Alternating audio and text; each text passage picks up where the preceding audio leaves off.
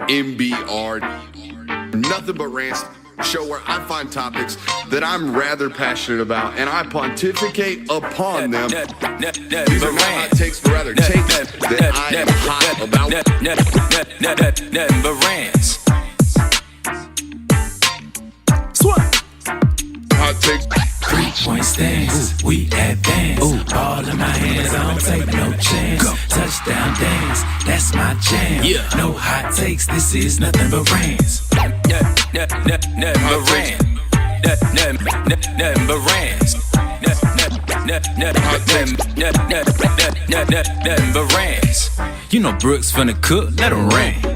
Try to do it like us, but you can't. Stay young, going dumb with the chance. Big plays lead to even bigger bands. What's up? What's the word? What's the play? What we talking about? On the scene with the team, yeah, we popping out. NBR, let's get it, let's go. Film guy, get on ready for the show. What it is, what it ain't, what's happening? We gon' hit you with the stats and the facts, man. NBR, let's get it, let's go. Film guy, get on ready for the show. 3-point stance, we advance. Ball in my hands, I don't take no chance. Touchdown dance, that's my jam. No hot takes, this is nothing but rants. Nothing but rants. Nothing but rants. Nothing but rants. Hey, shot it end zone dancing. We about to start it up, this the anthem. That right, big rings got me handsome. Hold them up like we came for the ransom. I'm in the field, 2-minute drill. Highlight reel, let's review, what's the deal, okay? Watching footage going out of control. Buckle up, we got an hour to go, so let's go, that's straight heat. Ain't no chillin' around here, back that back, Nat Chance, how we feelin' around here? Got my whole squad in the building around here. If my name ain't on it, then I really don't care, come on. 3-point stance, we advance. Ball in my hands, I don't take no chance. Touchdown dance, that's my jam. No hot takes, this is nothing but rants. Nothing but rants. Nothing but rants.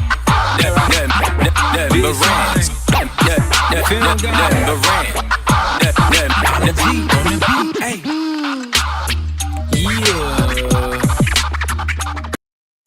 What is up, ladies and gentlemen? Welcome into the Film Guide Network on a fabulous Tuesday afternoon. Happy early New Year's Eve to you guys. Happy New Year's to you guys. Even when this guy shows up for work and can't, can you believe that? I mean, here we are, all by yourself, just hanging out. Just kidding. He was getting the diva some water. Thank you, Kirby. Welcome in. We should have mic and audio issues much better today. So make sure you're hitting that thumbs up button, like, subscribing, rating, reviewing, all that good stuff. I see some folks working this New Year's Eve in the chat. I see some folks on plane rides on the way out here as well. So welcome to you guys for being our thank you for you guys for being here today. I know a lot of people skipping work nowadays watching us during our midday live streams. We appreciate you for being here. If you're watching us on Twitter, make sure you're heading over to YouTube and at least hitting us with a subscription button. Okay. With that subscribe, we're trying to chase down 50,000 subscribers, getting there pretty quickly. Curb. We are here day 3, spent night 2. Is that correct? Spent night 2 last night here in New Orleans. Initial thoughts from night 2. Last night, the media party, we got to see some debauchery from some middle-aged men. That was interesting. I heard rumors about, the debauchery that goes on in New Orleans, and especially, given the Mardi Gras scene of it. But to see it firsthand was rather interesting and kind of surprising, honestly. Yeah, just a tad bit. Ben Woke on an absolute heater. I won't put nobody's bag out there, but Ben Woke of 24/7 on an absolute heater last night, about 2:30 over there at Caesars. Hopefully he has just as good of a day. We're going to be over there at Caesars after this. Going to go watch some college football. That's why we're here at 11 o'clock today as opposed to noon over there Eastern. We know there's a Michigan-Alabama football game. We know there's some SEC football fans that subscribe to us that are going to be watching that football game. Before we get into the playoff games, Kirby, thoughts on that Michigan-Alabama football game? 13.5-point spread. Yeah. I saw on BetUS. I got no idea what to do with it. By the way, shout out to those folks over at BetUS. If you haven't signed up, head over there. Use promo code YouTube150. You'll get 150% deposit match up to $2,000 on your first time deposit. 125% deposit match on your next 2 deposits. Again, that's BetUS with the promo code YouTube 150. What are your thoughts on that football game, Kirk? That game we needed two big brands Right. to kind of get an audience written Right. all over it. Alabama could have been a playoff team this year. They had a solid argument to do that. Michigan was a 500 team that got in because they upset Ohio State. I don't think these teams match up well at all. I think Alabama's going to cruise to a victory here. It's not going to be Orange Bowl last year type bad. Yeah. But Alabama covers this very easily. Do you think? I mean, no Mason Graham, no Kenneth Grant, no Will Johnson. Obviously, is Donovan Edwards going to play? If he does, I think how much? Load. I mean, I know Michigan's had a disappointing year as a whole, but what I feel like Donovan Edwards is going to have a little bit more of an explosive year, being the only primary feature on that offense. I don't know. I didn't follow him that closely. Was he banged up at some point this year? I would imagine so. I think it was more just the fact didn't feel like a Donovan Edwards year. Like I think it was also the fact that they didn't have an entire passing game to supplement their on. No, you missed the take. I served it up for you. It was the NCAA 25 curse. Well, that's what it was. I would agree with you, but then Travis Hunter won the Heisman. Yeah, but 2 for 3, so you got to play the odds. Quinn Ewers had a bad year. Yeah, but Travis Hunter had a great year. Going and winning the Heisman after getting. I mean, yeah, but the other two guys' draft stocks took drastic hits. Yeah, but I mean, Quinn Ewers made the playoffs. I'm just trying to spin a take here, man. Help me out here. I don't agree with the take. I would help you if I was agreeing with it, but. All right, where do you want to start, Kirby? Which one of these college football playoff games do you want to begin with? I guess it's obvious. We have to start with Boise State. Penn State, they play tonight at 6:30. Yeah, it's an exciting one. That's 7:30 Eastern time, 6:30 Central. I believe so. It'll probably be in just as the midnight comes. So yeah. I'm excited to see that one go down. I think it's going to be one of those games where the question mark is always going to be, what can Ashton Jeanty do against Penn State's defense? Can he do enough on offense to kind of will Boise State to a victory? As he's done all year, he's willed them to a playoff spot. Nothing else around this Boise State team is really elite. But Ashton Jeanty is. I think the other caveat is going to be, can Penn State's rushing defense be enough to step up to the plate here? Yeah. We know what Ashton Jeanty is, and we kind of saw them get gashed a little bit in that Oregon game. But I just don't see a world where Ashton Jeanty is enough to carry them over Penn State. I'm interested to see which Penn State offense we see. Which Drew Aller do we see?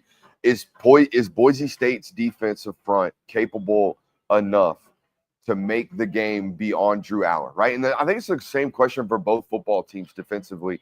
Can we make the quarterback beat us? And if that's the situation, I know it's going to sound crazy, but I think I lean towards Drew Aller. Would you like if it comes down to Drew Aller versus Maddox Matson? Who do you got? Drew Aller. Is that only because we don't see a lot of Maddox Matson and we trust the talent? Well, I think it's also like you saw Drew Aller. Drew Aller is not going to be a guy that goes out and wins you the game. But he can make the plays when he did USC that one time, and that's what made me bite bait. I was like, wait a minute. Drew Aller's going to go out here and have 80% of your offensive production in a second half of a comeback. Well, here's the other thing. He had a lot of throws in that Big Ten championship that made you say, oh, that was an elite throw. Now, he was wildly inconsistent throughout that game, and ultimately the interception at the end of the game was what lost him it. Yeah. But they're not as close as they are in that game if Drew Aller's not making the throws he does. So I think that's going to be something to pay attention to. I'm not as concerned as about, whether Drew Aller or Max Matson's going to win that game. Yeah. I think it's going to be also the interesting thing to look into is Penn State got a massive boost last game against SMU. 2 pick sixes, 3 turnovers in the first half. I mean, was it 4? They might have had a fumble as well. There's 3 interceptions, and I do think they had a sack fumble. I think you're right. So I mean, just pretty much handed to you on a silver platter. That game was. I don't think Penn State really got tested against SMU. They were kind of spotted 21 points. I'm very interested to see if this game comes down to it. Do you have to go blow for blow, or is it going to be kind of a feel each other out game? If Penn State jumps out early, absolutely, this game's going to be over because I don't think that an Ashton Jeanty type offensive game plan is going to be enough to will you back from a 14-point deficit. However, if it goes back and forth for a while, it could get interesting. So I think what we do, Kirby, is we walk in to Caesars Sportsbook. I like it. And we take $200 and we put it right on Boise State with the 11.5. I think Penn State wins this football game, but 11.5 is a lot of points. Yeah, I mean, a lot of points. That's a lot. Or maybe I'll just save the line at Caesars and go straight to BetUS and use my winnings for the season and go ahead and throw it in over there. I don't know. I do think Penn State wins this football game. I don't think they cover 11.5 points. It's a lot against a football team in Boise State that at least until they're down multiple scores, they're going to be running that rock. They're going to be controlling that possession or controlling the time of possession limiting the number of opportunities for Penn State, right? And Penn State also isn't like, I think everyone's kind of got this bias from the SMU game. Penn State doesn't really jump on you. They kind of just slowly, methodically lean on you until you bleed out. Very similar to how the Minnesota game is. This could be a very low-scoring back-and-forth game. Now, obviously, turnovers play a factor in that, but Boise State's offense hasn't really turned the ball over. Ladies and gentlemen, we've gone full board national. He just quoted the Penn State-Minnesota game. We're there. We're officially there. Dude. We're there. We've made it. Hell yeah. It wasn't the Paul Feinbaum appearance. It wasn't the SEC This Morning appearance. It hasn't been any of those. It's the fact that we are out here quoting Minnesota, Penn State, October, one score, fourth quarter possession. Tyler Warren needed everything they had to have to win that football game. Exactly. But I think that there's not going to be enough turnovers on Boise State's end to supplement an offensive explosion for Penn State. And I don't think Penn State offensive has ever really exploded. So it's going to be kind of this back and forth game, I think, where Penn State will probably just end up leaning on them. But I don't know if 11 points is enough. You have the laptop in front of you. I want to play a game, a guessing game on Penn State's offensive performances this year with the audience. So here's the game. How many times did they score more than 30 points against Power 4 opponents? I'm going to say twice. I'm going to say USC and Purdue. Those are my two guesses. USC is one, Washington is one, Purdue is one, West Virginia is one, Maryland. Oh, wow. They got a couple of guys. They did way better than I thought.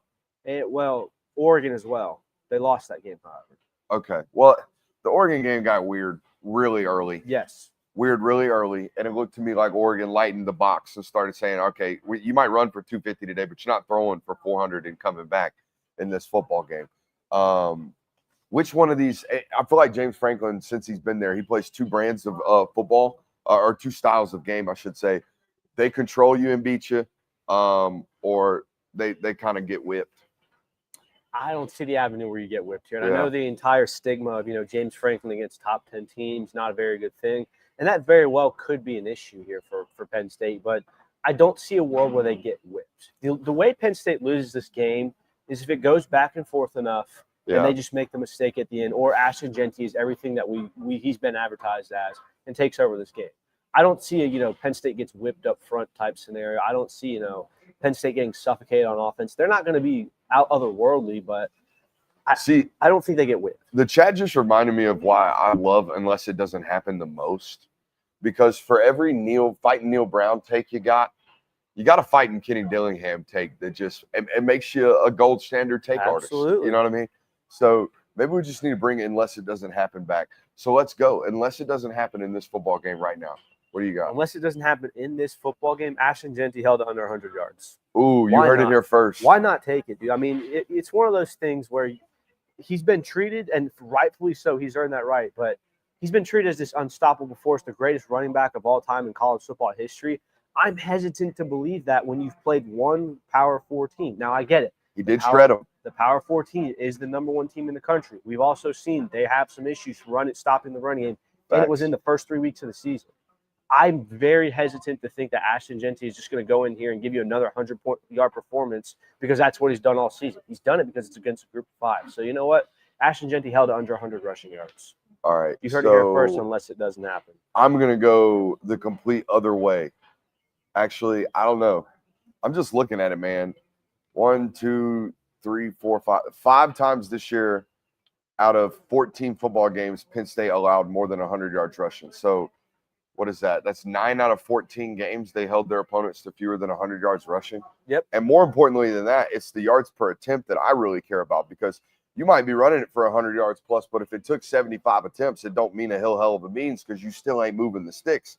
So let's go look at this. How many teams rush for more than 4 yards per attempt?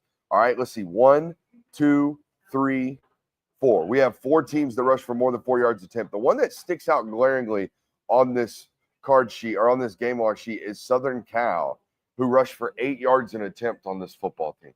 That just screams explosives. Yes, it does. Busted plays, a lot of explosives. So, I mean, that's probably the outlier there. And I know that Ashton Jeanty is Mr. 7 yards carry, and that's alarming if you're a Penn State fan. I just don't see it happening, because here's the thing. As good as Ashton Jeanty can be, as much as he has yards after contact and contact behind the line of scrimmage, and we know all the stats, you have to break tackles of Power 4 players now. Facts. Look, UNLV's linebacker and Penn State's linebacking crew are two completely different. I don't know, man. Number 7 from UNLV, damn All-American. Good football player. They're great. Had 100-plus tackles this year. All right, fine. San Jose State's linebacker. There you go. Buddy from San Jose State, not that guy. Core are not the same. They're built different. Ashton Genty's not going to break as many tackles as he has this game. Yeah. He's going to have some good runs. He's going to have a good performance. We know what he is, but he's not going to be, this takeover artist. I think you need him to be. So if you had to rank, like in terms of roster talent, it would probably go Ohio State, Georgia, and Texas, Oregon. Maybe Oregon, all 4 of those. You can interchange those. And then Penn State and Notre Dame in another bracket. Yeah. Kind of paired together. And here's what I'm trying to get at. And just like I talked about with Notre Dame yesterday, we'll probably talk about it a little bit when we get to the Notre Dame Georgia prediction here. Or maybe we save that tomorrow as its whole entire show because we got a whole nother day tomorrow. Oh, that's right. But this is a blue chip roster in Penn State. I know everybody, again, James Franklin gets what he gets and rightfully so. But when has Penn State not been a top 12 football team? You know what I mean? I feel like he coaches to his standard or what his roster standard is. And that's, in my opinion, what one of the primary objective is, right? Do you beat the teams you're supposed to beat? Do you win the games you're supposed to win? All that good stuff. Do you show up every weekend with a good game plan? All that good stuff in coaching. But really, are you perennially in the talent acquisition hunt? And Penn State always is. This is one of those rosters that, Boise State is certainly going to have to bolster up for. Final prediction, Kirby. I've got it. Let's go Penn State 28, Boise State 20. I was going to go Penn State 28, Boise State 17. So I think we're in a similar ballpark there. I don't think it's. I got like a 35% chance, though, that Genty does the damn thing. 35 is really high. Yeah, I know. But did you watch the tape? He's great. No, man. He ain't great. He's fucking transcendent. He's transcendent. Sorry for the language. He's been transcendent against Group of 5 talent. And I know that's he was transcendent against Oregon. Yes. One game. Jalen Miller was transcendent against Georgia. This is one game, Kirby. Line it up. Let the guy be the dude. Let him be it. But until he consistently prove that he is that dude, I'm not going to doubt him. Sorry. All right. The nooner tomorrow is. I got this. Don't tell me. It's Texas, Arizona State at noon, right? I believe. And then Ohio State, Oregon at 3:30, and Yes, Georgia and Notre Dame at nighttime in the Sugar Bowl.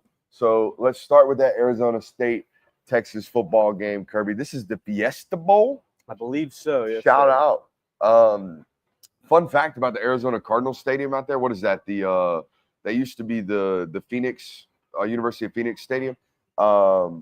That's the first stadium that rolled its entire grass field out of the dome. It is, isn't it? You know that? Yeah. And then Houston bit the steez on that one Vegas and did it installed too that for one. the Super Vegas Bowl. bit the steez.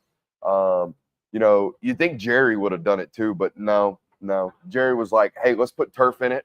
Despite the fact that we have all this room around here, let's put turf in it. And let's definitely make sure the sun is shining in half of the field's eye lines and half of wide receivers' eye lines. What do you think about this football game, just off the top? We talked about it yesterday. Terrible matchup, in my opinion, for Arizona State. This is the unfortunate pull for Arizona State because you are a scrappy football team. That's kind of been your MO all year. Be scrappy, take them into deep waters, let Cam Scatterbo just hammer you out for 4 quarters and then kind of pull away in the end. The problem is the Texas Longhorns are built exactly to stop scrappy teams, run games, because they can just physically dominate you. They're going to beat the hell out of Arizona State's front line. I don't really see an avenue where Cam Scatterbo is just running amok. Now, we did talk about this yesterday. If Arizona State can get creative enough, if Sam Levitt can be creative with his legs, if you can get Cam Scatterbo outside the box with the ball, screen games, passing games, maybe some creative toss sweeps, then you can kind of create a problem. I think you have a good chance on your defensive side to slow down Texas. There's been plenty of teams to do that in the past. It's going to all depend on, can you stop their outside running game? That's going to be the caveat for that. But I think you have a chance on defense. I think on offense, you're going to have to kind of get really, really creative. And then the argument against getting creative is, well, you got to stick to what you know, too.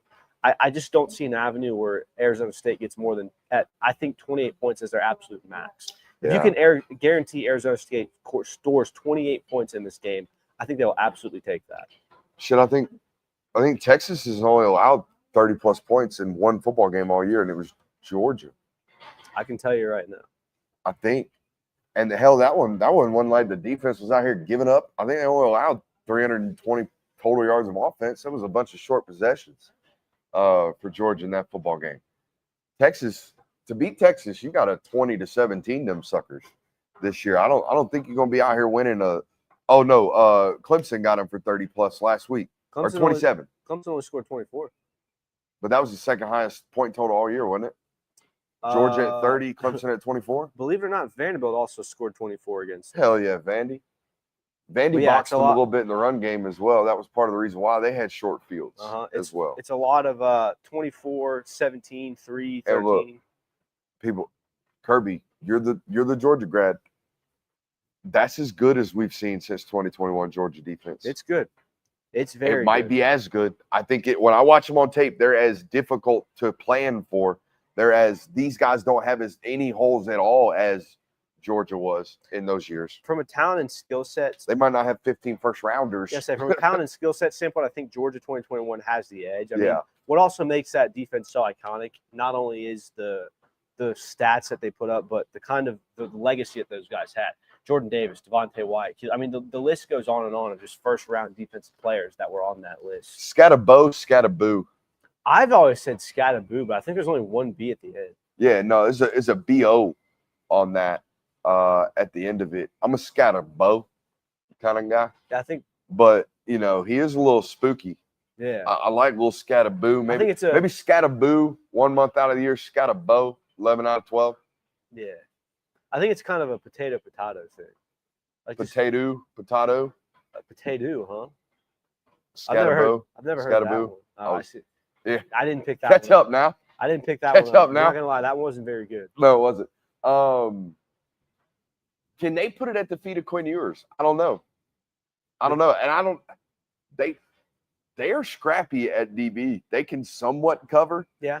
I don't feel like they're terrible in the explosives department. They're well coached. Mm-hmm. I think they're going to have a good plan, but it comes down to dudes, man. And we saw it against Clemson. Clemson had an inability to stop outside zone, and that's the number one thing. When you go to stop Texas, you got to be able to stop stretch and wide zone. Mm-hmm. And if you can't do it, you're going to get your ass boxed. And I worry about that for Arizona.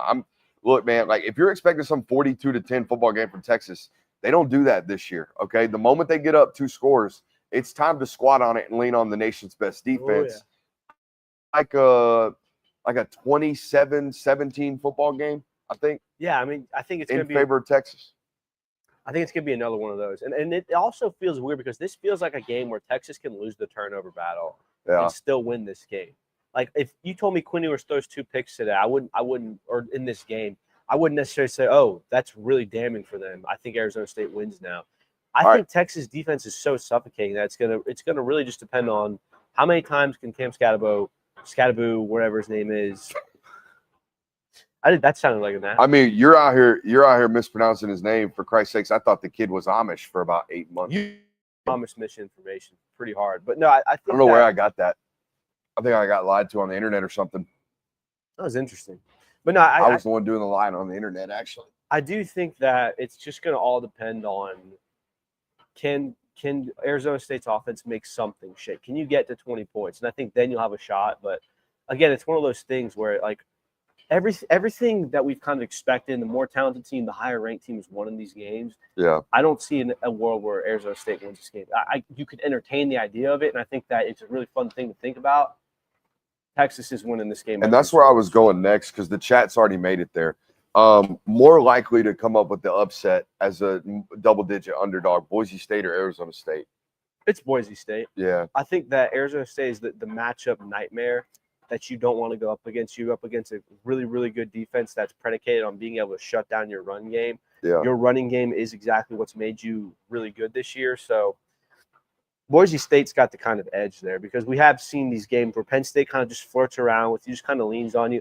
And Texas has done this to some degree, but their defense is just miles ahead of where Arizona State's offense is. Spencer Danielson, the head coach of Boise State, probably going to get sniffed around for head coaching jobs. You have to imagine what's opening right now. That's what we're talking about. By the way, speaking of this, I think it's a hard break because my brain's going through it right now. So I want to put this out here. The portal window's closed, right, Kirby? Yes. Yeah, everyone thinks the portal window's closed. And look, myself included, I thought if you made it to the 28th, you were safe. Like, hey, we done got to the 28th. You know how there's that rule curve where you got like an extra 30 days if your coach leaves? Yep. Well, I guess sometime this offseason, per sources that we talked to, you now have 5 days after your last football game, bowl season included, to enter the transfer portal. So all of these teams playing bowls right now, Alabama, Michigan, all these teams, all those football players are very much so active for an additional 5 days to enter the transfer portal.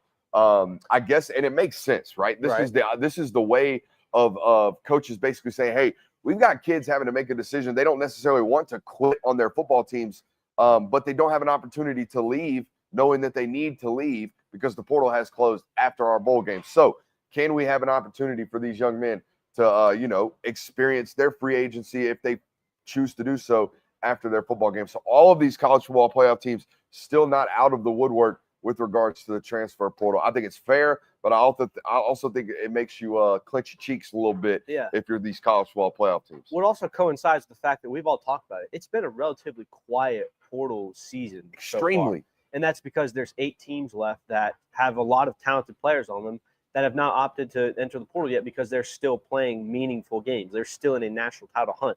It's not like anything we've ever seen before.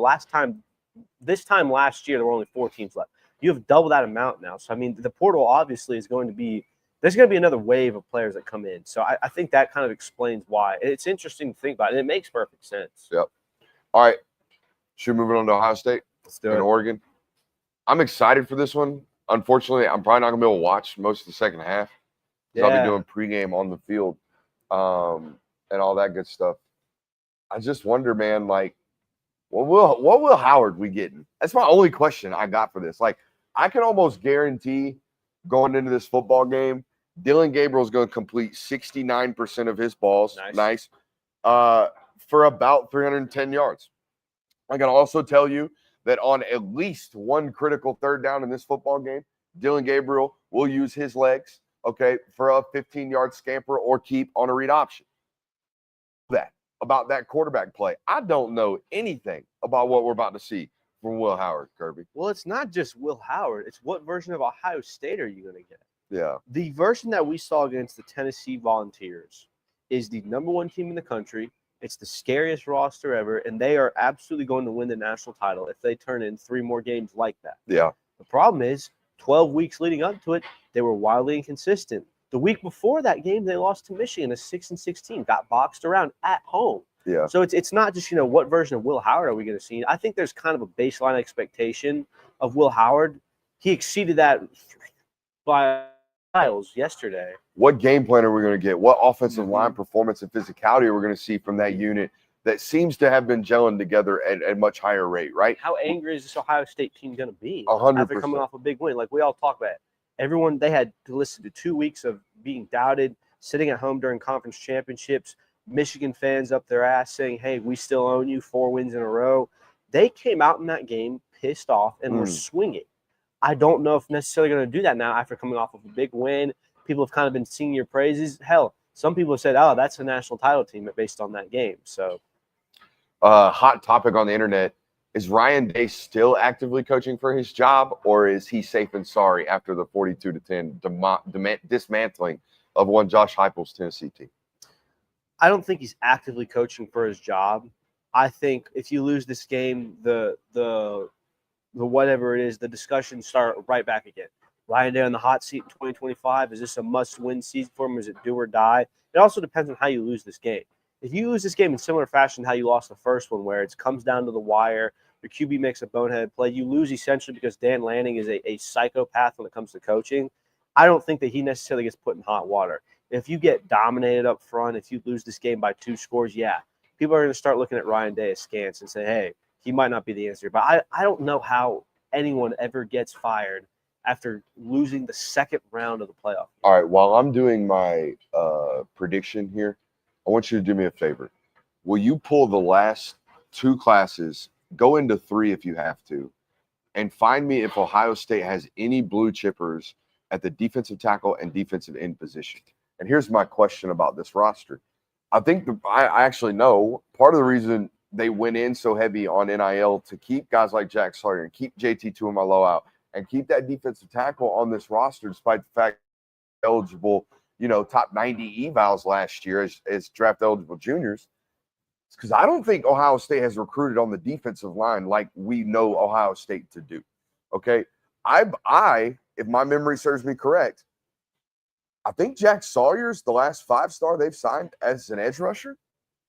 I'm looking. So Amari, you have to be 2 classes in at this point. Amari Abor in 2022 was a 4-star. So that's 3 classes ago. The highest ranked kid you've gotten me so far is a 4-star. Caden Curry's a 4-star. Let me see if I can find any 5-stars. I go to 2023. I believe the last one you're going to find is Jack Sawyer or JT Tuimoloau, who reclassed, by the way. Mm-hmm. So yeah, like we're getting into that territory. All right, and I didn't ask you to do D tackles. I think it's the same way. For them. Now, part of the reason why Edric Houston was a 4-star, but he was flirting around with being a 5-star. Wow. I don't want to sit here and crush Edric Houston as an eval, but great high effort football player, going to be a really, really good college football player. There was a reason why he tapered off of the 5-star towards the end, a little bit tight. Okay, not a Joey Bosa, not a Chase Young, not a Nick Bosa.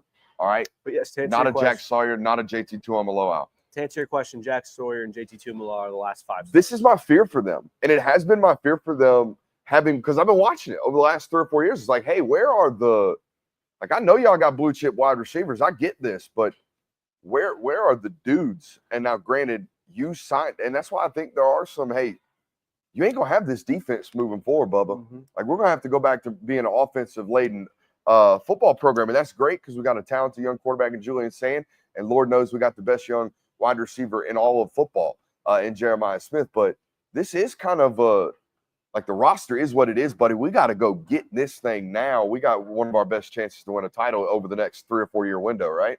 Right. It's. I don't think that there's like a glaring hole in the roster. I know we talk about the last 5 stars. Yeah, I mean, woe is me. Ryan Day's got to go win with a top 180 defensive end instead of a top 80. Exactly. Like it's not like dire straits for Ohio State. There might be slight talent disadvantages in this game with Oregon because Oregon is one of these major players. Dan Lanning's a hell of a recruiter. But I don't think it's so much point where it's like, look, Ryan Day's got his hands tied when it comes to talent. Correct. You absolutely have enough talent on the roster. And you have, frankly, for the last 2 or 3 years, you've had a talented enough roster to at least make a run at the Natty. The problem is you've always stumbled in the games where you can't. Michigan last year, Michigan the past 3 years, Georgia in 22. Like games like that where you can't really lose them and you found a way to do so. I think that's the knock against Ryan Day. I don't think it's necessarily that the talent is inadequate or the scheme is inadequate. It's always just been when you get to a place where you need to win a game in a big moment, you never seem to be able to finish. I also think it's how you do those, right? Like we talked about it a couple weeks ago. It's the fact that Dan Lanning on national television outcoached you on multiple fronts. Like he made a decision to make a game-changing moment for his football team while you squandered time and you had a frantic quarterback, and everyone blames the quarterback, but we've always said on here, frantic quarterback play is frantic offensive coordination and frantic head coaching, right? If you've got a young man out there losing his mind, it's probably because the people on the headsets aren't doing anything to calm him down. That's part of their problem too, right? But it's Kirby Smart calling timeouts on 3rd down, right? It's these certain times. I think they had a 14-point lead in that Peach Bowl against Georgia as well. In the fourth quarter. There are situations where these critical losses come for him, and they're drastically embarrassing. No more embarrassing than having 12 men on the field in a goal line situation against your rival in Michigan, who has no business being in a football game against you at 6-6 with an inability to throw the ball past the line of scrimmage. I mean, it's how he loses football games that I think causes such a problem for Ohio State fans, Kirk. Because they're games you shouldn't lose. No, you should not. You shouldn't have lost to Georgia in 22. You shouldn't have lost to Michigan this year at all. You shouldn't have lost to Michigan last. Like the games that Ryan Day has lost come in big moments against good teams, and it just seems like they're never able to get over the hump. Absolutely. That's where the criticism comes from him. And the question now becomes, is this the game we're going to be able to do? You got a second shot at Oregon. You guys have changed a lot. You're coming off of a really hot start. You kind of have the locker room belief. Everyone's kind of hyped up about you. Can you find a way to finish? Because it's going to come down to that. Yeah. I don't think there's a world where either one of these teams just come out and beat the shit out of one another. No. I think it's going to be one of these fourth quarter battles where it comes down to the wire and who makes the championship plays is going to be who wins this game. Yeah, it's a 4-quarter lock the F in. Lock the F into this channel as well. Hit that thumbs up button. Subscribe if you are not. A bunch of people watching us on Twitter right now, well over 1,000. If you're not subscribed to us on YouTube, please just do us a favor. Run over there. I'm not demanding that you watch us over there right now today, but just give us a chance. We do a lot of YouTube-specific stuff over there as well. So giving you guys an opportunity on social media to come watch us. I saw a young content creator in the chat asking for an opportunity to get in touch with us. My Instagram DMs are the only thing that are open to anybody. So I probably shouldn't say that when almost 2,000 people are watching us on the internet. But yeah, you can find me on Instagram at BrooksAustinBA. And if you want, I'll do anything I can to help you, apart from take food off my man Kirby and J Will's plate. By the way, shout out to J Will. It's got what, 10 o'clock over there? What time zones? Oh, I don't know. I don't know. I don't think anything about the European lands. I know, but I saw him in the chat a little bit. Yeah, dude. Yeah. Jay was active. Good for him. Yeah, he's a good guy. Works hard. Apparently not a fan of tight spaces. Oh, not a fan of really? tight spaces. No, doesn't like them. You know who is? Both these running backs from Oregon. They do a great job making guys miss in tight spaces. Who you got in this football game, Kirk?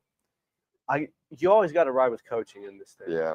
And it wouldn't surprise Coaching me. and quarterback play. Exactly. It wouldn't surprise me if Ohio State wins this game just because they have a talented enough roster to do it.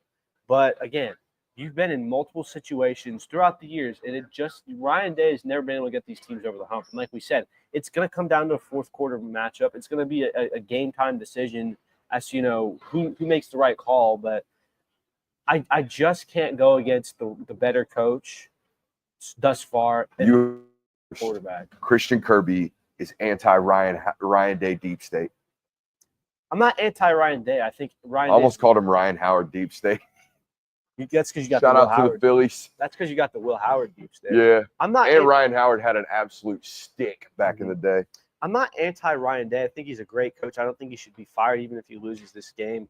I think it's more like we've said, how until Georgia beats Alabama, we're going to pick Alabama. Until Tennessee beats Georgia, we're going to pick Georgia. Things like that. Until Ryan Day shows you that he can step up to the plate and make the right decisions throughout 4 quarters in an important game against a top 10 team, I'm going to pick the latter because I just trust Dan Lanning more at this point, which seems crazy to say because he's only really in his third year of head coaching.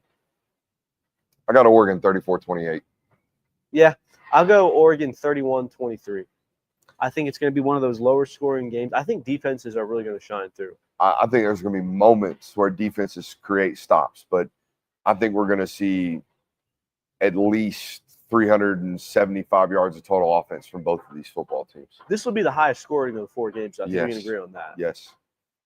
We both like Oregon. Moving on. But, however, if I see one Strider dart in the first 2 possessions from Will Howard, I'm walking right over to the Caesars Sportsbook and putting it on live. Putting it on main. Really? Dude, if he's any type of any decent or anywhere near as good as he was against Tennessee, they win this football game. They win this football game. Here's a good question then. If he's 18 for 30, an interception and 220 yards, averaging 8 yards a pass attempt, Oregon rolls. But if he's anything like Will Howard versus Tennessee, they got a chance to win this game by a touch. Here's a good question. If Will Howard gives you 80% of the production that you got against Tennessee, do you have to disband the deep state? Fool me once. Can't get fooled again. That's right. I think it was George Bush who famously said that. Yes, sir. W? Had to be W. W. So yeah, I mean, if he does it to me twice, I mean, yeah, you can't get fooled again. Twice in the most important games of his career. And back to back. Shout out to Drizzy. So yeah, probably. Hey, the deep state might get disbanded. The deep state has a chance to go down today. All the cockamamie theories on the internet going down. That'd be bad. I might have to pop a bottle of champagne for that one. It's like the opposite of who's that guy on the internet who has like famous or like really expensive bottles of champagne for his nemesis? Oh, that's Portland. Okay. So it's like the opposite of that for me. I have an anti-deep state, right? And then when the deep state falls because someone has, performed well and made me an idiot, then I celebrate my own opinion's demise as opposed to celebrating the demise of others. That's fair. I think that would be a morally aptitude way to do that. I like that. Who's been your biggest demise thus far? Facts. Yeah, Will Howard has definitely been my biggest deep state failure. Who's been your biggest demise? Like, who you been most wrong about? Come back to me. Okay. Even though it's just the two of us. Off the top of my head, I think it would be Jalen Walker. Yeah. Oh, I think that was just a take, not more of like I think his player's bad. You didn't really hammer I just didn't know where the I didn't know where the playing time was. Yeah. But I didn't realize they were going to basically restructure their entire defense to make him a two position player, which they've never really done.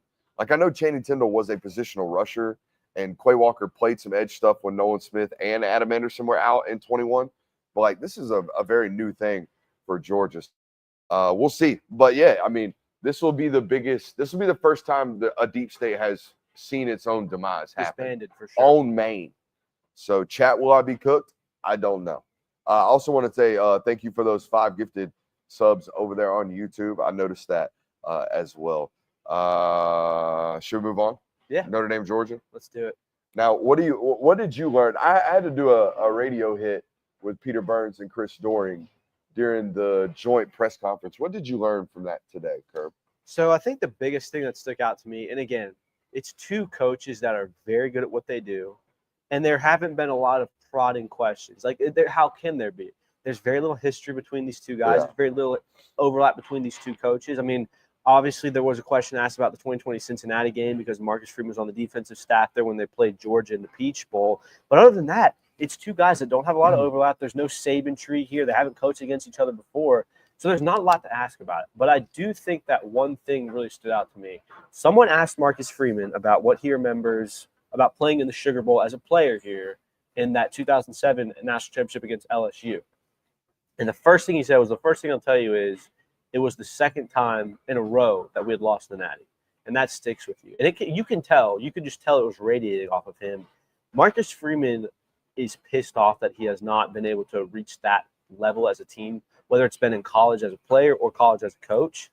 And that sits with him. He said, you don't think about that. He had 14 tackles in that game. I think the reporter that asked him was kind of talking about how, you had a really great game there. What do you remember about that? He said, all I remember is that we didn't reach the team glory we wanted. The individual glory doesn't matter for us. So Marcus Freeman is clearly driven by the fact that he wants a national championship. And I think should frankly scare Georgia fans. Like, it's not just he's not a very, oh, we're happy to be here, guys. This is a very exciting opportunity for us. Google me, all those types of things. He means business. He wants to win this national title. That was one of the biggest takeaways. I'm going to say something here. And this is the only type of take you get from a certified ball knower. And I haven't gotten close enough to this man to confirm this theory and take. But Marcus Freeman looks like he would smell fantastic. Okay. How does that make you a ball knower? I was just joking there. No, not a ball knowing observation. That was sarcasm. He's definitely a very well put. I mean, the suit he had today had that shit on. Very good hygiene. Clearly takes care of it. Just looks like he would smell fantastic. It's a fair He's got an aura about him. He does have an aura. Yeah. So I agree. I think that's fair, but how you came about that take, I don't know. You've just been sitting on that one since you watched. Well, I think I've made it very clear that I find Marcus Freeman to be extremely handsome. He is most handsome coach in college football right now. I mean, he's top 5. Yeah, he's top 3. Top 3. I don't even know where I would put that list. Top 2, and he's not 2. I don't even know where I would put that list right now. But nah, I think I followed for Marcus Freeman this week, and that happens to me around certain football coaches. Now, I'm not at 100% hit rate on these things by any stretch of the means. No. But you got to play the long game. I think right now, I mean, who are the most famous ones so far? It's Shane Beamer, and I'm following for Marcus Freeman. And I think I had a stint of Brian Kelly there for a minute. You did. Yeah, Brian Kelly. But that fell off me really quickly. So I'm like 2 for 3 right now. I think the Shane Beamer one's coming back towards my favor here. Honestly. He had a really good year. Had a really good year. And 2 for 3 at South Carolina, really good years. Yeah. I'd play for that guy. Oh, no. Here we go again. Anyways, what else did you learn from that joint press conference that I missed? The rest difference has been kind of interesting. Obviously, Georgia didn't have the bye week because they played the conference championship, but they have a bye week now. And the question was kind of like, is there rust versus rest? Exactly. Is there an advantage to not having played 3 weeks as opposed to having played 15 days ago when Indiana and Notre Dame obviously played? And Kirby Smart very bluntly stated, just depends on who wins. If Georgia wins this game, it'll be, Notre Dame got worn down. The Riley Mills injury really cost them against Indiana. If Notre Dame wins it, you can very easily spin it to, hey, Georgia hasn't tackled. Georgia hasn't played against another opponent for 3 weeks. That's kind of what happened here. And I think that's kind of going to be a narrative that they're aware is going to be whatever it is when it happens, and they're trying to get ahead of it. But other than that, they asked him about previous matchups. What do I remember? Kirby Smart obviously has coached in 2 of these games, and he talks about how they're very physical games, they're very low-scoring games, they're very close games, they're fourth-quarter games, and they're fully expecting that this time around. So I love the comment that Schumann gave us yesterday when we asked him about preparing for an opponent like this that, is completely foreign, right? Or it feels foreign. You got a football team in Notre Dame that has 0 common opponents against Georgia. Yep. There's 0 crossover games, right? You haven't played this team since 2019? 5 years. You haven't played this team in 5 years, so nothing is transferable. You look at that Cincinnati game and you think, okay, maybe there's some identity stuff, right? Marcus Freeman's the head coach now at Notre Dame. He was the defense coordinator there. Well, you can chop that one up already. They were a 3-4 football team. They played the odd stack at Cincinnati with a bunch of zone coverage. That's far from what Notre Dame's doing right now. So you can completely toss out the game plan from there. You look at offensively what he was doing. Yes, the offensive coordinator for Cincinnati is currently the offensive coordinator here from Notre Dame. You look at what Cincy was doing. I think the only parallel is maybe they were running some pistol stuff, but you're looking at Desmond Ridder versus Riley Leonard, 2 relatively different football players, right? So there's just no crossover. And when you ask Schumann about this, you get all right, so yeah, there is some unfamiliarity, which makes you feel uncomfortable as a football coach. But there is this sense of, I enter this game plan with a 100% freshness to it, right? 100%, no preconceived notions. I go into this without any ideas of like, hey, this worked last time, let's do this again. And sometimes that gets you beat, right? Because you go into it thinking, hey, this worked last time. Well, how do you not know that this team worked on improving on something that worked against them last time, right? So you go into it with a complete freshness for a guy like Schumann, who I'm sure every stone turned in this one on the lead up to it. Oh, absolutely. And that's kind of the refreshing thing, like he said, of you're not coming into this game breaking out the playbook from last year and saying, okay, this and work. They like to do this, and this. We'll still scout them a little bit, but we have these preconceived notions. We know the identity of the team. We know what they want to do. You would have to imagine that they haven't really been grinding Notre Dame tape since the Marcus Freeman era began. Like the 2 Notre Dame matchups that you have were against Brian Kelly. Like it's a completely new era of Notre Dame football. So they probably don't have all that much film. They probably don't have all that much tendencies, which can be nice because they can find some things. And it also can be to your disadvantage because Marcus Freeman can have some tricks up his sleeve. But I think it overall favors Georgia because, like you said, you have to come in with a fresh slate. You have to start from the ground up. And if there's a team if there's a staff that's better at building coaching plans and game plans than Georgia, it's going to be hard to find. So both these football teams, we feel like their deep game passing attack is going to be predicated in this football game off of play action. Correct. Right? So I think this game boils down to – go ahead. I think it also depends on – it's not going to be a stand in the pocket and just deliver, guys. No. It's going to be there's a busted coverage. There's a wide open guy. Wow, what a concept they just got against that. Exactly. Yeah.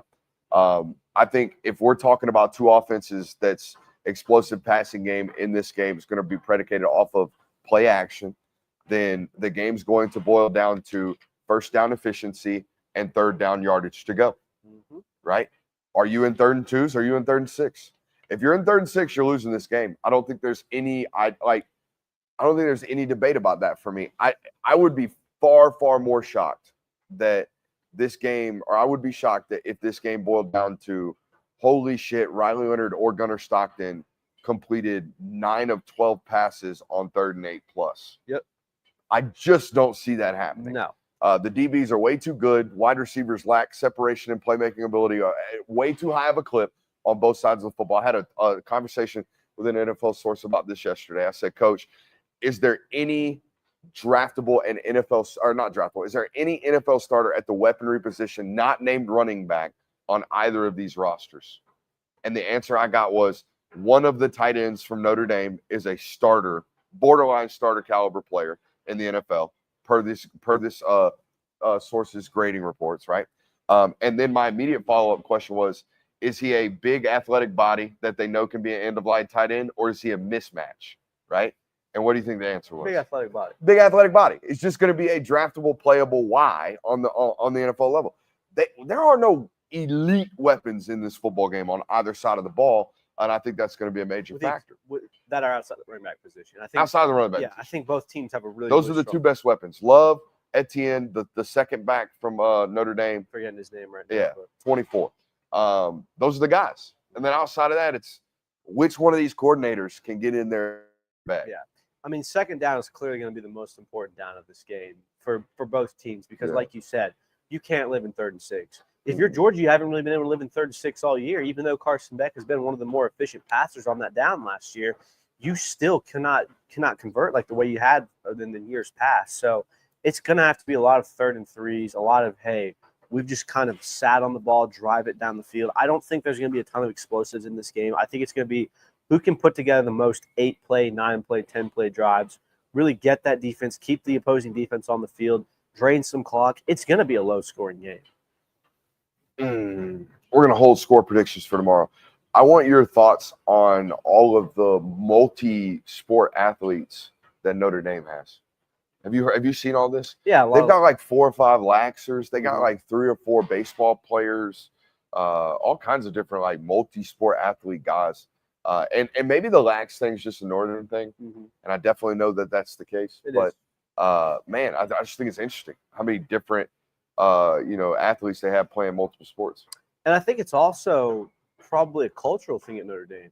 You would think. Like, there's a lot of Southeast schools, SEC schools, that have players that could absolutely play basketball and football or baseball and football or whatever sport you want in football, but you don't ever see it.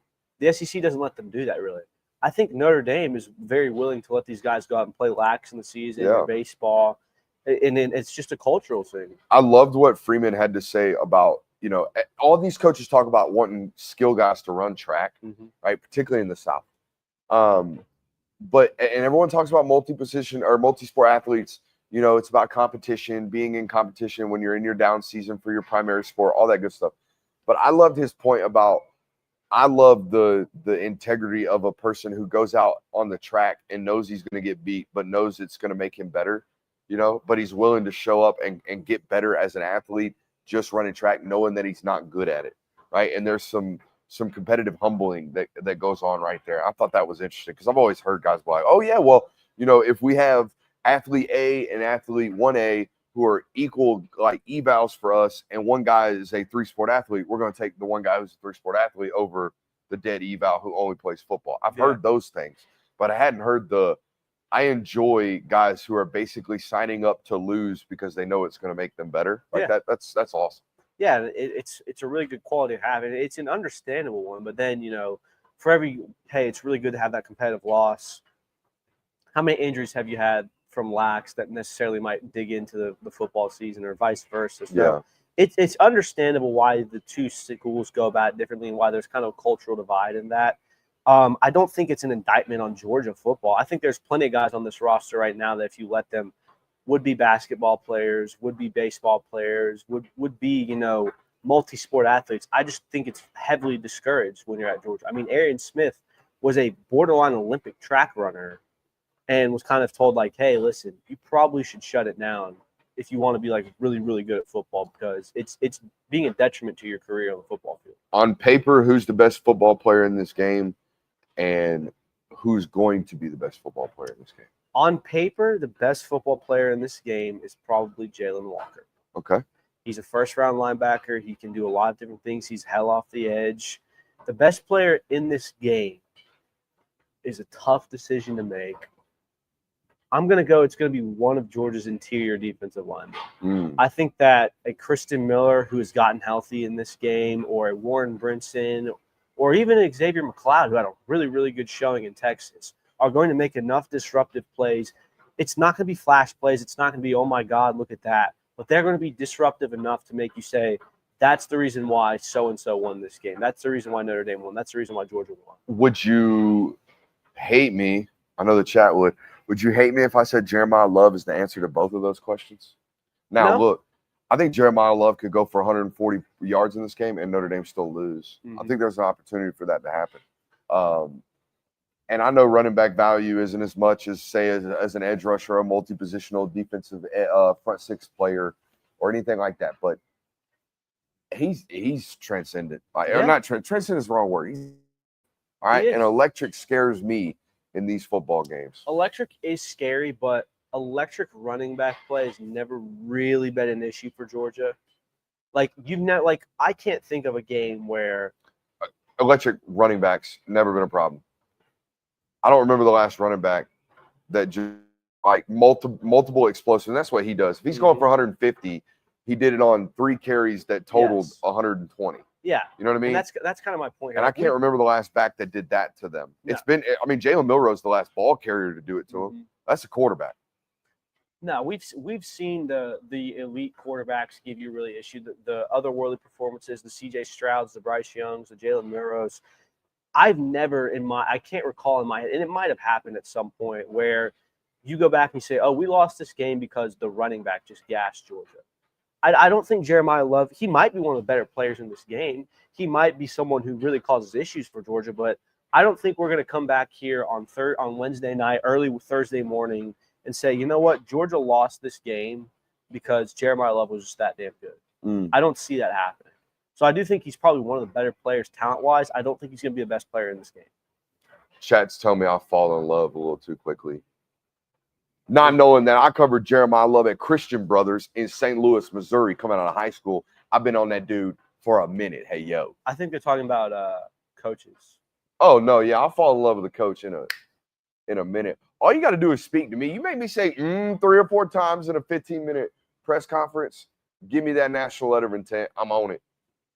Yeah, that's fair, but it's also like it's kind of funny to watch because it's very funny when you see it happening firsthand. Like all year you have been, PEDs, shit on the field, Notre Dame not buying it, and then you get there and you have answer a couple questions with Marcus Sherman. Dude, it was the questions, but it was the tape watching before this.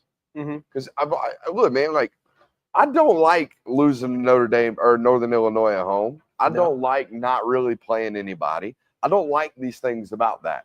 However, it's not a cliche. I do love good football. When I show up and I look at 4 or 5 hours, and at that point, by the end of it, it got to like 6 or 7 hours worth of Notre Dame tape. And I go 7 hours without ever going, shit, I think the left tackle's doing something he ain't supposed to. Or, oh, damn, that safety's got bad eye discipline. Or, oh, why is this linebacker jumping the gap? 7 hours, 3 or 4 different games, never once going, this doesn't make any sense. That's good football. That's what that is. So, yeah, I did. I felt, and then I come up here, and I've been around coaches in football my whole life. I know what coaching cliches are. That guy gave us some of the most fresh coach speak you'll ever hear. Yeah. Now, he's terrible on live television. Half-game speeches with Holly Rowe ain't going to be him, all right? But when you get in person, he does have some juice. There's no reason or no surprise he recruits inside the top 15, top 12 perennially. Yeah, no, like I think that he's a good coach. I don't think he's as bad as you were saying he was 3 months ago. I don't think he's as good as you're saying he is right now. I think there's probably somewhere in between. By the way, I don't think I was ever crushing Marcus Freeman. I think I was just crushing the Golden Domes, being a hater. Yeah, but by proxy, you're crushing the correct frauds. Yeah, yeah. You call the programs a fraud. Probably. I mean, I even did too. I was like, Notre Dame's that's on me. Notre Dame is going to Notre Dame their way to a playoff spot, but they've convinced me that they're a really solid team this year. This is probably the best Notre Dame team we've ever seen. Don't tell me the winner. Give me the score prediction. I got it 20-17. Not going to tell you who's winning. I went 23-17. So we're right around. Yeah. Same area. We think it's defensive battle, points at a premium. I would be shocked if either team gets the 30 points in this game. And does the fact that Georgia doesn't have Brett Thorson hurt them in this football game?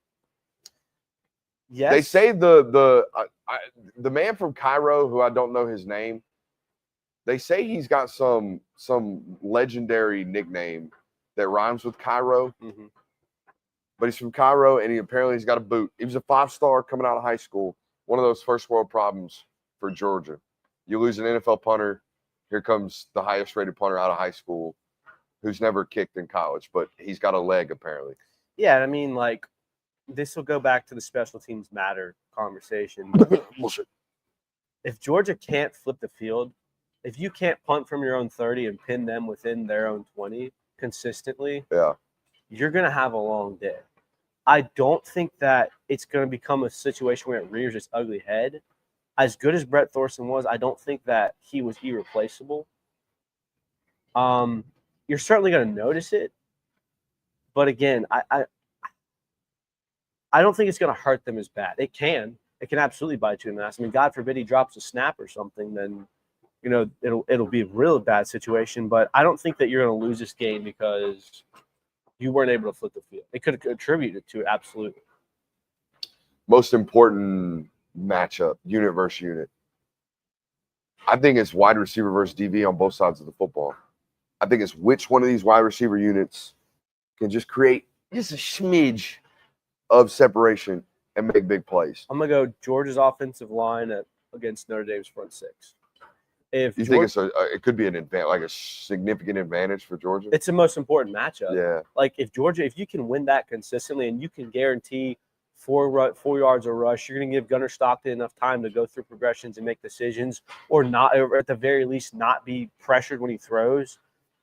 That's a huge plus. On top of that, if you can win the running game, if you can win the line of scrimmage, you're likely going to win the running game, which is likely going to be able to supplement your offense enough to go to a victory and chew clock with this rushing game. This is going to be a very different Georgia rushing attack, I think. I don't think I've been more excited to see what a Georgia offense looks like having done this. No, I take that back. First year of Monken, I was extremely intrigued to see what that was going to look like. Mm-hmm. But this has got to be it for me. I was extremely excited coming into that 22 season. Intrigued. Excited is the wrong word. Intrigued. I was extremely intrigued coming into the 22 season when it was like, okay, Todd Monken's been here for 2 years now. Stetson Bennett's going to have an entire offseason under his belt of being the starter. I was very intrigued to see how well it turned out for them. And it ended up being that a really good offense. So that's going to be interesting for me. I'm intrigued from the point of view of what is it going to look like? Because it's going to be a very much more version of smash mouth football. Everyone's criticized Mike Bobo throughout the season. Oh, he's passing too much. There's too much passing. We need to get back to running the damn ball. You're going to get the ball ran in this game. So I'm excited to see that. Run the dang ball, Bert. All right, make sure you hit that thumbs up button. I think we're going to call it a day here. We'll be back live tomorrow, probably same time. Let's go 10 o'clock local or 10 o'clock Central, 11 o'clock Eastern time. We'll do an hour and kick off right before the noon playoff game tomorrow. Let's do it. That sounds like a good idea.